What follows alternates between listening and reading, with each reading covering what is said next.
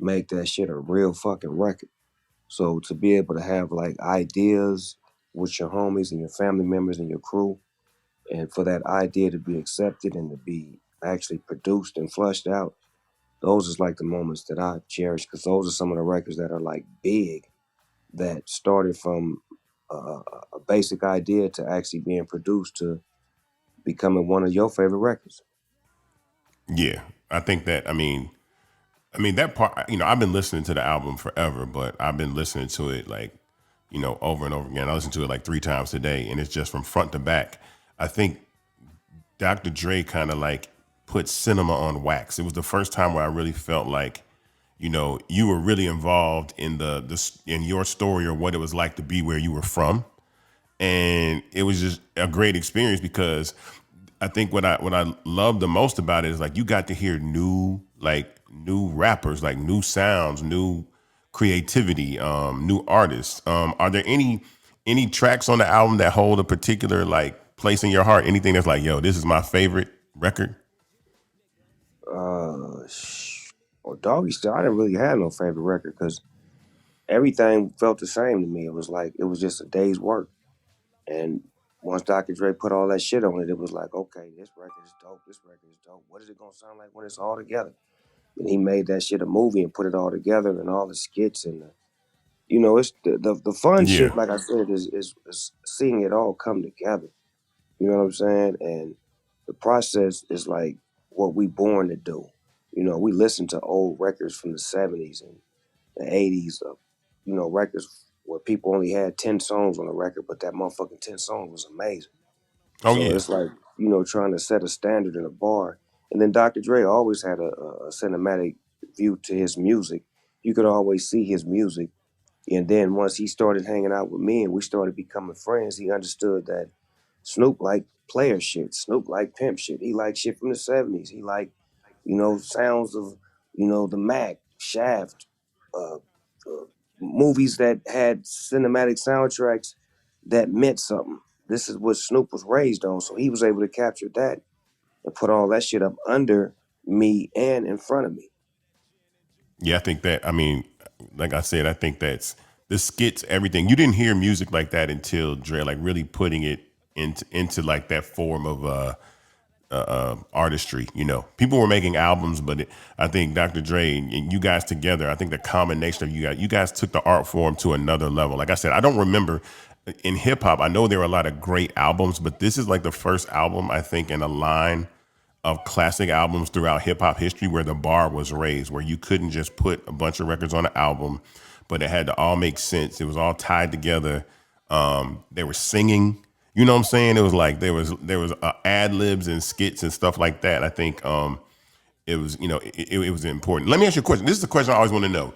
You're a great writer, right? You were an amazing writer. Are there any songs that you kind of freestyle? Like, is there any part of Doggy Style that you just said I went in the booth and just did this shit? The Shiznit was a freestyle, and Whew. G's and Hustlers was a freestyle. I knew this shiznit was a freestyle. Like I had heard that before, but that when I listened to that record, that's probably one of my favorite records on the album, just because it's got this crazy ass beat, it's got this flute, it's got these harpsichords, it's got you rapping and just going off on a beat. I think it was really really dope. How was it going from being, I guess, a rapper to a songwriter? Like, how was that transition? That was like it was sort of kind of difficult because I had never wrote an actual song that could make people, buy that shit. I had made songs on the underground, but it wasn't like songs like this. So getting with Dre and then DOC, helping me format songs, taking all these dope ass lyrics and verses and putting them in bars and synchronizing them and putting this as a hook, as a bridge. Like I was in school for the majority of my first 4 months on death row with DOC, learning Oh how to wow. actually, Yeah. pen a real fucking record.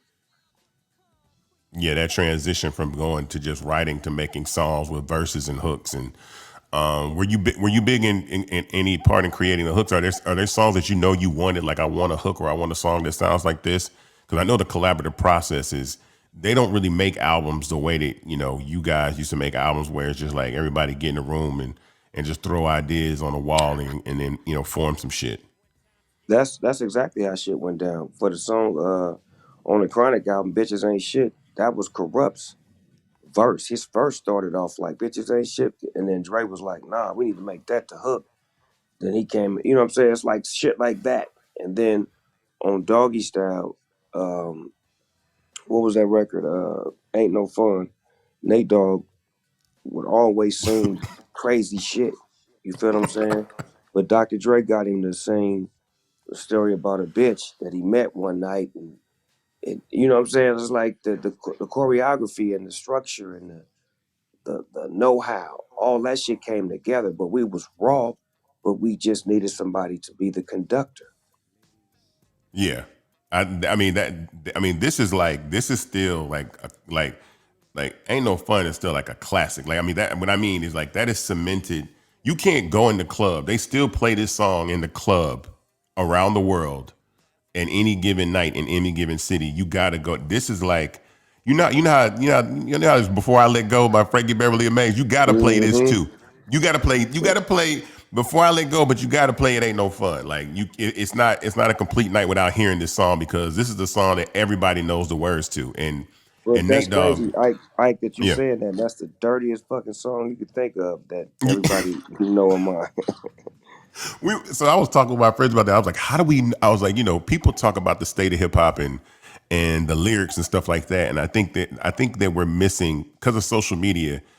I don't think people don't realize you guys were pushing the envelope about freedom of speech and what you could say and what was appropriate, but it was also Yeah, yeah, art. we So had we had the Congress on our ass. We had Dolores Tucker, Bob Dole, Al Gore. You had motherfuckers like that on our head. Like we had politicians like taking our records to court. Me and Tupac specifically, they would yeah, take our records to court and use them as examples of why they need to put parental advisory and why they need to get rid of rap music. Like we was like the poster kids of that shit, and it wasn't fair to us because we was just expressing what we knew. But at the same time, you gotta understand that's them old folks that was so trained to not see a black man win. So by any means, knock yeah. him off.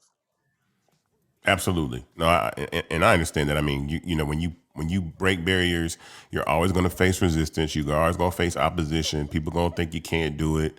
And that's it's always part of the process. I think that's always part of the journey that I think creates artists and icons like you. This album, like I think you know, in my opinion, like I said, is just this is one of the greatest hip hop albums of all time. I want to know, like, looking back on it now, 30 years later, do you see the evolution of your own style and influence that Doggy Style had on rap music? Do you see your influence like on rap today? Where do you see yourself injected into hip hop culture? I think as far as like the generation right now, I see my influence is more media, TV, not so much music. But the generation before them, Yeah, um, I'm dripped all over that. That's my sauce all over that because you got to take into the fact that I'm from the West, family from the South, started off on Death Row, went to No Limit Records, got with Pharrell, got back with Dre. So these are different parts of the world and different people that I form relationships with, which solidified, my relationships around the globe with these different parts of the world and these different people. And that was my main goal was to get in hip hop and to make this shit fun and to make this shit like it was when I was a kid, seeing my favorites just be dope and not be violent and so destructive. So once, you know what I'm saying, like I said, once I got in, I was just trying to be all I could be and make sure that everybody around the globe could get a hand on me. And when I do get to the point where I'm at now, I can look back and say, my influence is not just music, but it's life. It's love, it's fatherhood, it's business, it's all of the above when it comes to hip hop. Because all of that shit is hip hop. I always, for people that know, every time something comes out with you, I always say you are the most bankable name in commercials. Like I don't think there's anything that you can't sell. Like if people don't know, I will text Snoop and be like, "Yo, there's nothing you can't sell. There's nothing like your and I think the best thing about your brand is people work with you knowing that you're you. You know, they know what they're getting into before they even pick up the phone to call you. You know what I'm saying? They know you smoke weed, you know what I'm saying? They know your personality, they know the things like, the things that you're into and how was that process in my opinion cuz going from doggy style to like this face of culture that allows your brand to permeate globally. Like I always, we talk about this a lot. Like you're selling products all over the globe. You're everywhere on TV. How is that transition? Like how is that going from just an artist to a brand icon? How's that process been? That process has been growth, maturity, mistakes, downfalls, bad deals, good deals, bad people representing me, good people representing me. It's all of the above. It's a roller coaster. It's just look good now because the way I play it and the way I lay it. But there's always a process to everything that you do. And a lot of times people don't get to go behind the scenes and see the work and to see the hard the things that I do, my ethic, my method of madness, you know what I'm saying? Like how I get down. You would think it's two people the way I move. Do you But sleep? that's be I was asking you a question. Do you sleep, man? Because I feel like you're always up. I do. I sleep when y'all up. You know what I'm saying? Cause Snoop, it'd be like 4 or 5 in the morning. I'm like, Snoop's up. Like it'll be 7 a.m. and like you're up. But I mean, you definitely get your workout in. But I know you know, I like to watch biographies and hear stories about people that work hard. I don't think, and you can see it. I don't think there's anybody that works harder than you. Like, But you know what, um, Ike? I'm gonna tell you some real shit. Once upon a time, fucking James Brown pulled up on me, right? And I mm-hmm, was so happy to meet James Brown. I was like, fuck, James Brown want to really sit down with me. I had a show called Snoop Dogg Radio, and mm-hmm, he pulled up on me, and we sat down for about 3 hours. And when we was talking, the shit was crazy because I had just finished doing the movie Bones with Pam Grier, and this is mm-hmm. the only reason why he wanted to meet with me. It wasn't even about my music, nothing else, right? So we talking and we talking. So now he breaking down to me what my life is going to be like in the next 10 years and how I'm the hardest working man in show business and how I'm going to get this kind of deal. I'm going to be the face of this and I'm going to be lovable. But the key is love. And the key is this is what he told me. And it blew my mind when he said it because it was funny, but I didn't laugh at it. But now I understand it. He said, Snoopy, whatsoever you do, don't you ever cut your hair because your hair is your strength. Oh, I got it though. I understand. I mean, I think it is your brand. You know what I mean? I think he means how you know people for like I guess my dad's bald head, James Brown's hair. People are just locked into the image of you, and yeah, we know you as the person that you've always been. So I think that's important, and I think James Brown was. I was talking about James Brown last night, like how he became the promoter of his own shows, and he just changed the business in that way. And I think you've really changed.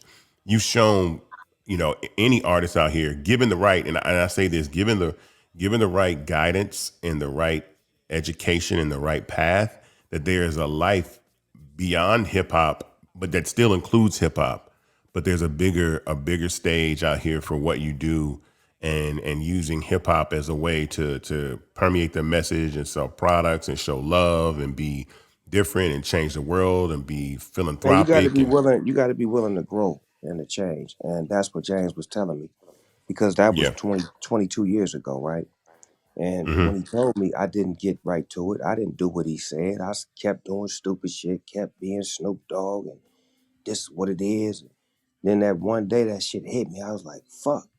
James Brown told me some shit, and this is the greatest to ever do it. If he's spending his time 3 hours to tell me this shit, I better receive this information, dissect it, and try to live it. And once I start living it and start putting love as the main objective of how I get down with everything, everything got to be love based. If it ain't no love in it, I ain't fucking with it. I don't care how much money you got. I don't care what your brand is, who your peoples are, who know who. If it ain't no love in it, I ain't fucking with it.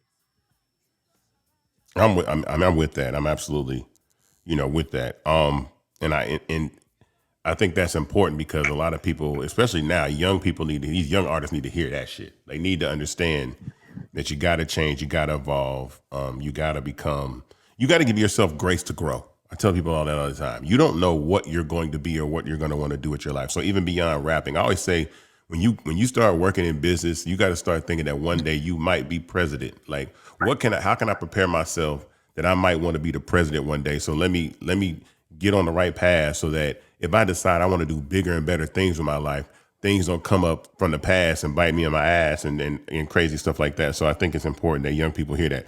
We got Noah, like one of our employees from Fanbase, Noah, who's head of communications. Noah's a younger employee, but I know we wanted to have him ask some questions because the younger listeners, need to hear from younger people. So Noah has a question that he wants to ask you, and then we're going to get into G's up, hoes down. Yes, sir. Yo, what's up, man? So I What up, gotta bro? ask you, in what ways has your perspective on your music and career changed over the past 3 decades? Um, it changed a lot of ways. When I first hit the scene, it was straight gangster shit. Um, only death row. Fuck y'all. I ain't fucking with y'all. Y'all ain't with us. Then it went to, all right, I'm on no limit. I'm in a whole new environment down south. Got to change my style a little bit. Got to learn how to adapt to this environment.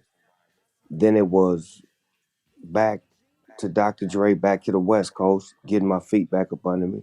Then meeting Pharrell, trying different styles of music and tapping into, songs where there was feminines involved, where he showed me how to make a record like Beautiful that I never had been able to make. Where I really love women. I love being around women, but I never could express that through music. So he was able to show me how to do that. Then I was able to go into a reggae phase and make reggae music, and then I made a gospel album, and so it's like to allow myself to do the things that feel good to me. That's how my music career has changed, and I've been able to be open about it. I don't care what people say. When I had a record presented to me years ago by an artist named Shody Red, he presented me a song called Sensual Eruption, Sexual Seduction. And when he first played it for me, he was like, I did it, but I don't like it. You can have it. What you think? I'm like, all right, let me fuck with it. So I sung on it, and I was like, put a little auto-tune, put a little T-Pain on it.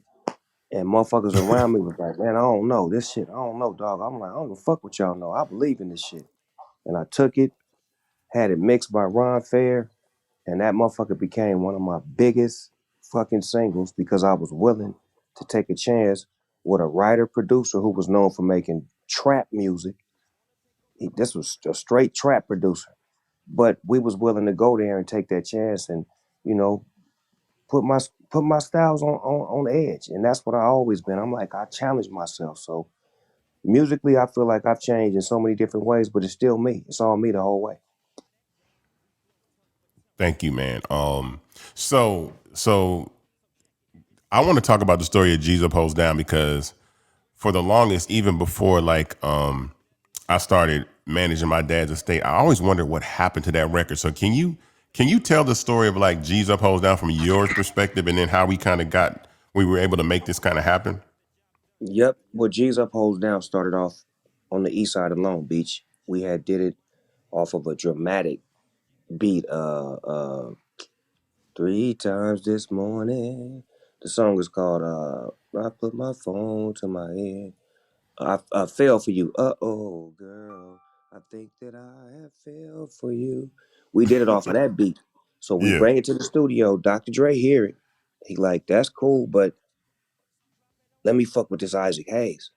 It'll sound better on this Isaac Hayes. And that shit said do do do do do do do do boom. Do do do do do. We was like, oh, this the shit. So we rap on that one. I rap on that one. And we put it on the album, put the hook on it and everything. The motherfucking album come out. We get a call that nigga that got to come off the album because it ain't been cleared with somebody who own it. And if you don't take it off, it's gonna cost $1 million. And we done pressed it up on the first 100,000 copies, and that motherfucker sold out so fast. So It was like there was a mad scramble to get it off the album. So the first niggas that bought the album got it, but the second batch and batch after that, that motherfucker didn't appear anywhere. So it was like, damn, and I was like, I like Isaac Hayes. Why Isaac Hayes didn't let me use his music? And at that time, I didn't really understand sampling and shit. I just was like, why niggas tripping when we trying to put their music in front of an audience that may not know it? But didn't know that Pops didn't have control of that part of the song because Dre used the live version Yeah. instead of the original version, which was involved with the venue and other facets of clearing the song. Correct? Correct. Yeah, yeah, correct. So for those, so I had always, I was the same way. I was like, damn, how come this can't be, it's like my dad is on a Snoop Dogg, like Snoop Dogg rapping over an Isaac Hayes sample. Like, it's crazy. Like, I was excited. So that song came from, he did the Look of Love at Live at the Sahara Tahoe. He did a live album. And so I remember, getting back to the point where I started managing his estate, and I was like, let me go ask, like, why is the reason that G's Up Hoes Down was not on there? So I reached out to Concord, who now, like, they own the masters to Isaac Hayes', all the masters to my father's music. And so, the ownership of that catalog has changed hands throughout the years. It's owned by somebody and then another company, and now Concord has it. So I reached out to Snoop, and I was like, look, I was like, I think that I can get this back on the album because it's the 50th anniversary of hip hop, and we need to make it happen. So I gave Snoop a call, and then reached out to Concord, and I put everybody together because I said, this is a no brainer. Like, let's go ahead, and I know you wanted it back on there, so I thought that was extremely important because um, I love that your legacy and my dad's legacy are connected in this way, being represented on your debut album. But I was glad to get it back on the album. So how was that? Like, is there anything that I'm missing besides that process of putting it together? Yep. I ain't never told you this. Nigga, I met your daddy at WBLS, nigga, in New York, right? He used to Mm-hmm. work up there, right? Yes, sir. So I'm up there doing some shit with the hip hop station. And Cuz is in the other room. I'm like, nigga, is that Isaac? I just see the back of his head. I'm like, Cuz, is that Isaac Hayes? They like, yeah.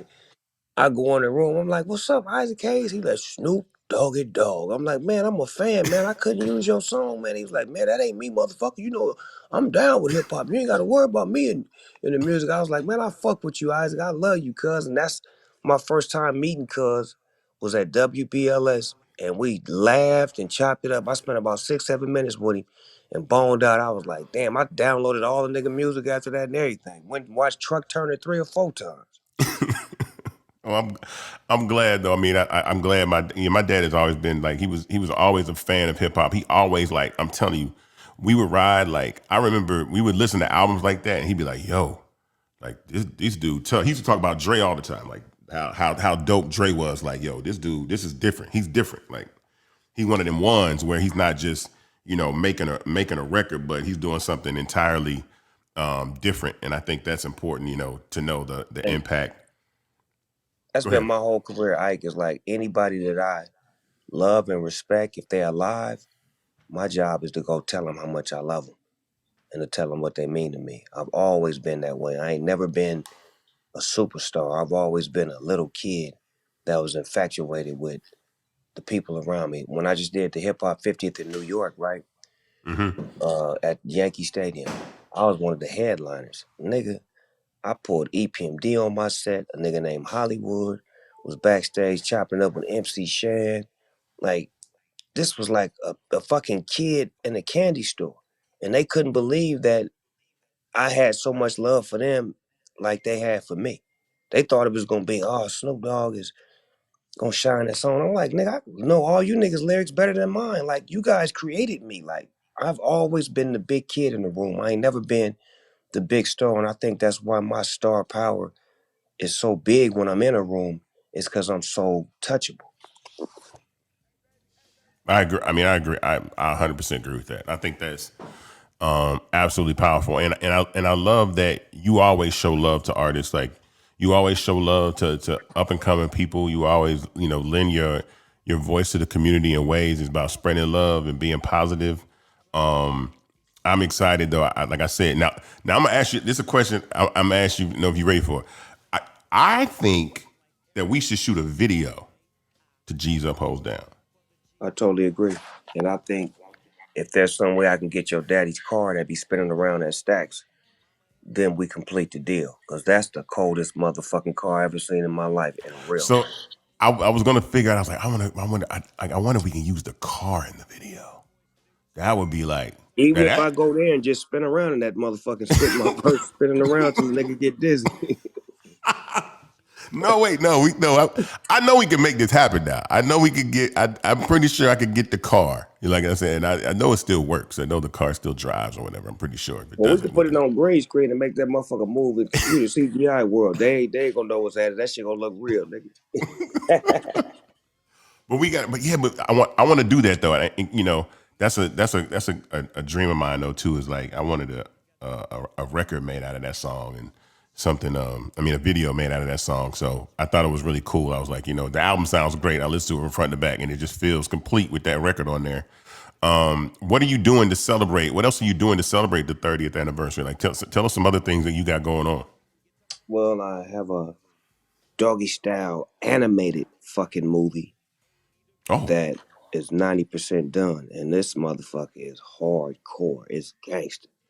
It's like every song from Doggy Style is on it. It has visual connectors to it, but it's animated, and the shit is mind boggling. And the way we put it together, it's like I wanted to give people, especially the youngsters who did not get this album when it came out. It had a cover to it that was cartoon and anime, and it didn't come to life, but it felt like it needed to come to life. So what I did was just took a great animation team and created a whole movie that will give you a doggy style experience through an animated movie. that's dope. I'm ready for that. When does that come in? January, we probably gonna pop it off at IMAX. Let people see it at IMAX for about a good week, and then put it on one of them platforms that break bread. Okay. Well, that's good. I mean, you know, I can't wait to see that because we gonna do this video, man. That's we an gonna easy call. Like you already know what it is, man. We gonna make it yeah, like a players ball so the women and the men could dress up. You feel what I'm saying? yeah something. That's Yeah, one thing that's about it. If people I, dress up, then the occasion is beautiful. Like let's have elegance about ourselves. Let's dress to impress. Let's have some, upper echelon about what we do. absolutely. I 100% agree with that, man. I don't wanna hold you too long, but I tell you, I appreciate you as always. You know, you always been an advocate for what we doing over here at Fanbase. And lending your voice and support. But I know with G's Up, Hoes Down, it was really something special. I told everybody, I said, I did my part for Hip Hop 50. I said, I helped get G's Up, You Hoes Down did, back cuz, on. and I appreciate you for that because when we was trying to get it done, I went directly to you. I said, I know Isaac's son, man, and you did all of the right things that you were supposed to do to protect your father's legacy, and at the same time to make sure that his music and his connection to me can live on after I'm gone, just like his legacy is living on after he's gone.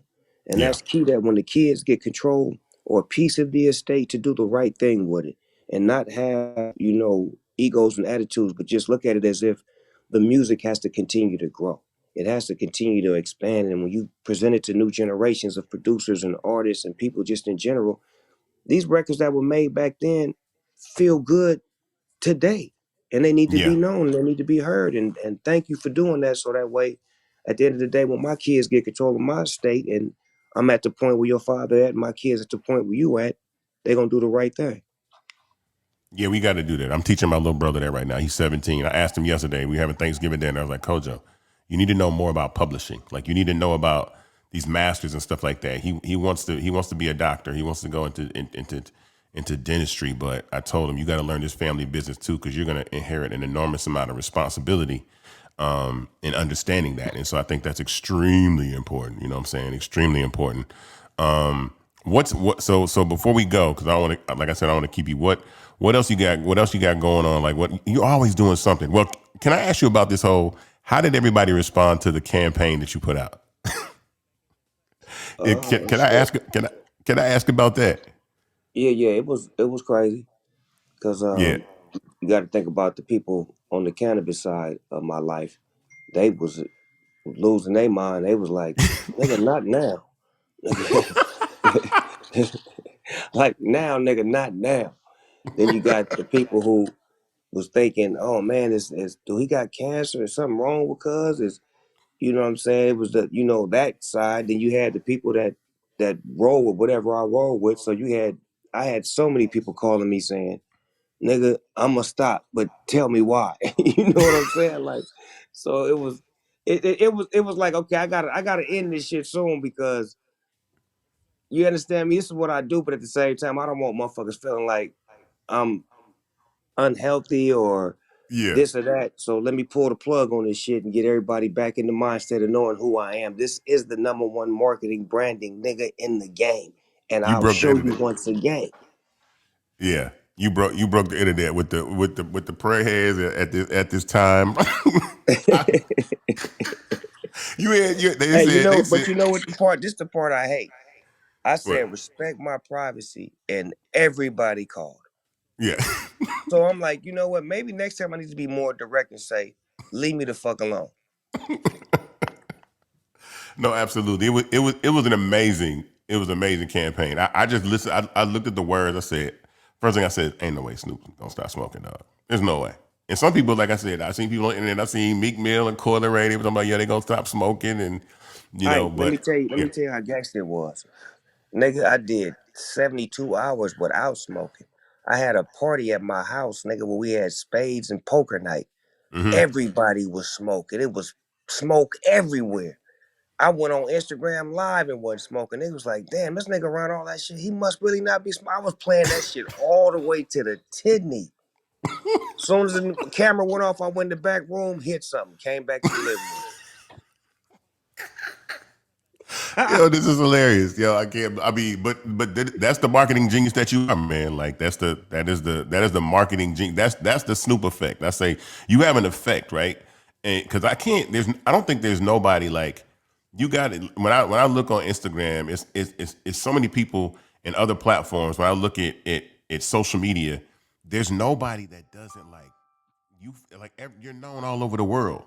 Your effect on social media is incredible. Like I think you just have this impact that doesn't stop.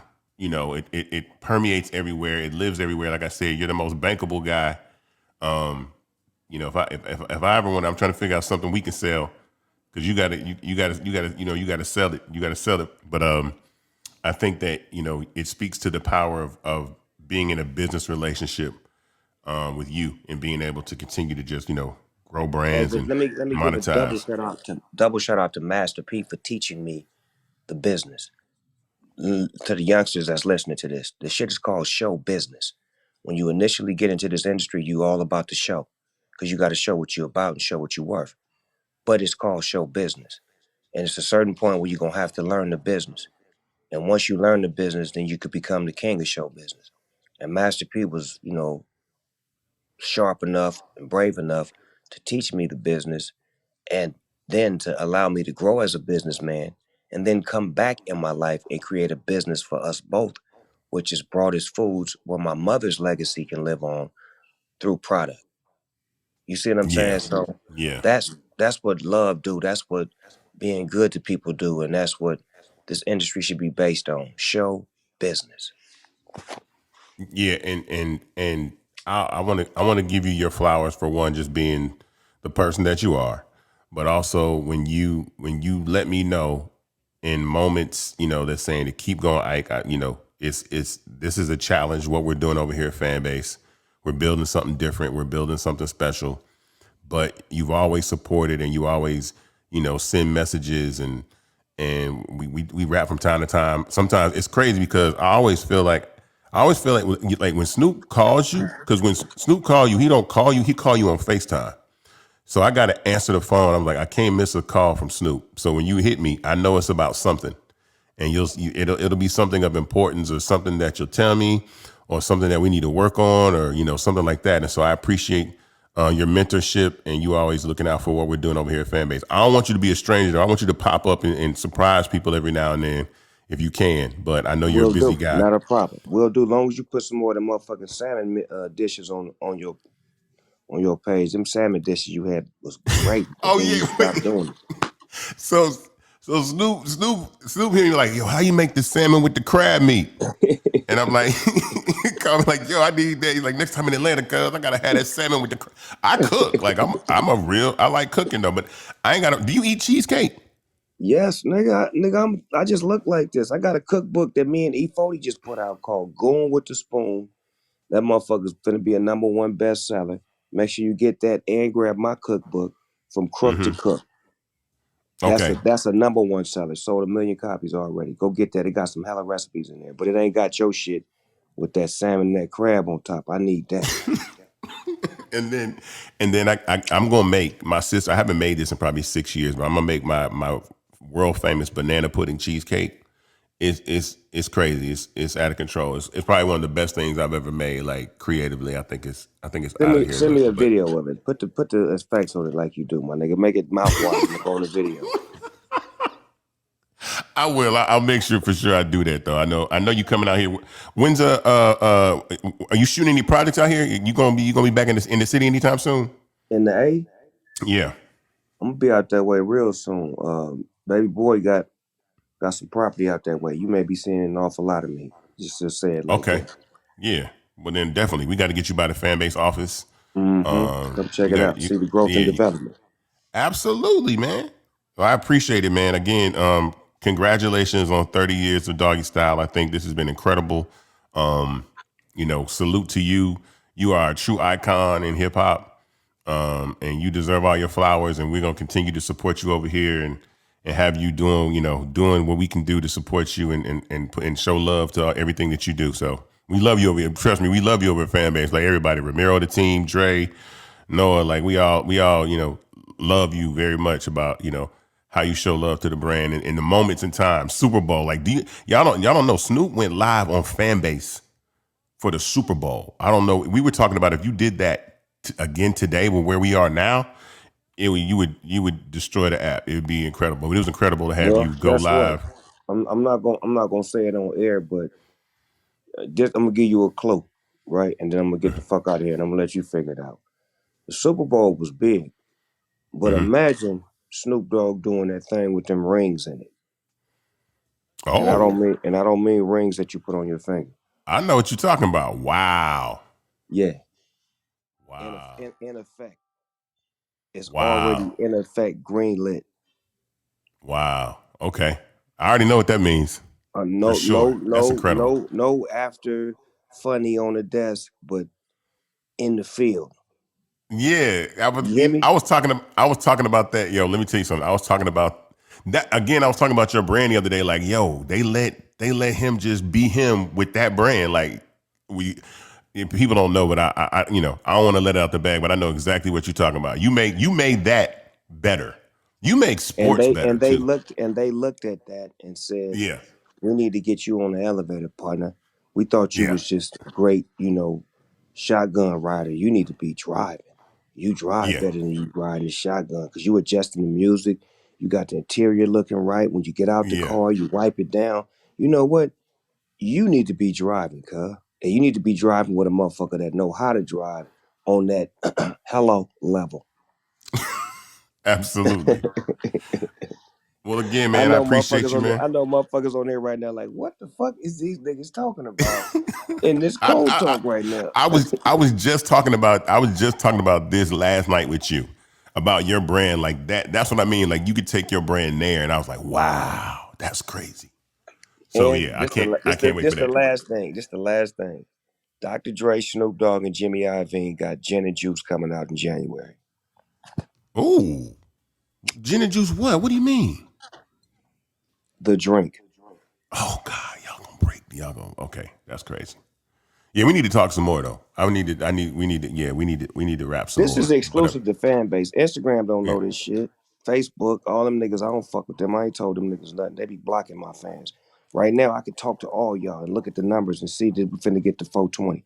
Over there, and they got 70 million motherfuckers, but never have I ever had 70 million motherfuckers watching me at one time. Oh, you could do that. Look, look. We about 2024. We got some other stuff coming. Trust me. We got the chat rooms coming in audio next week. So you'll be able to chat. Like people will be able to chat in the room, in the audio room, and we got something even bigger in 2024. So I don't even want to tell Ramiro. Me and Ramiro were talking about it today. So I can't wait to really further this conversation. And you know what? I'm gonna say this right now too. Snoop, we owe you some money. You know that, right? Man, long as y'all owe me, I'll never be broke. Have you looked in your fan base account? That's how Did you hear that's what how I I know just Snoop said? is rich. Hey, long as y'all owe me, I'll never be broke. You hear me? That's a cold statement right Yes, there. sir.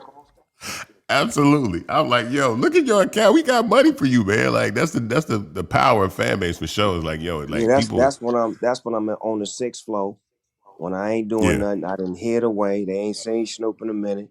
He done sold everything. He's sitting on some bees, and you only see him every once in a while. And he living off that fan base money. That's what I'm talking about. They gonna be living off of fan base money like retirement money. You dig?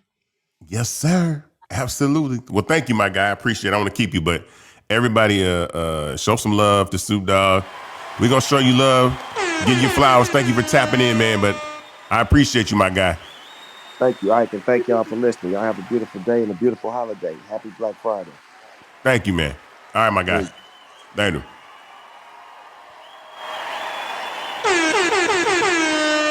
That was it. Whoa, That was it. What's going on? What's up, Noah? that What's was happening? dope. That That was was that dope. was that was this is what fan base is supposed to be about though. Like I really,